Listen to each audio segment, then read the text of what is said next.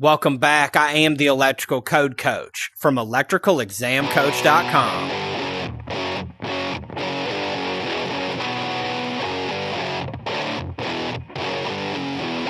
And this is the electrical exam prep question of the day. Let's get to it. What size breaker would you select for a building with a total calculated load of 65,000 VAs on a 120/208 three-phase system?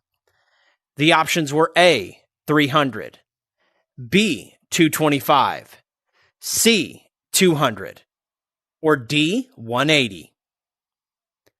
And the correct size breaker for this would be a 200.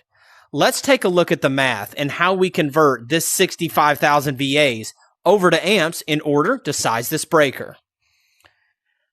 Anytime we're dealing with three-phase, we have to do a little bit of pre-math before we just divide our VAs by the system voltage. And that math looks like this.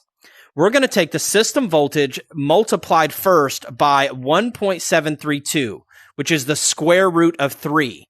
And that's going to give us this number right here. And we do that because of the nature of three-phase. And it's actually a beautiful thing because it allows us to end up with a smaller number, which ends up with a smaller breaker, which could end up with the overall smaller cost of the job. Once we get that number, we can take and divide it out. We take our 65,000 divided by this new number, and that equals 180 amps. Now we need to head to table 240.6a. And when we get to table 240.6a, we're allowed to choose the next standard size.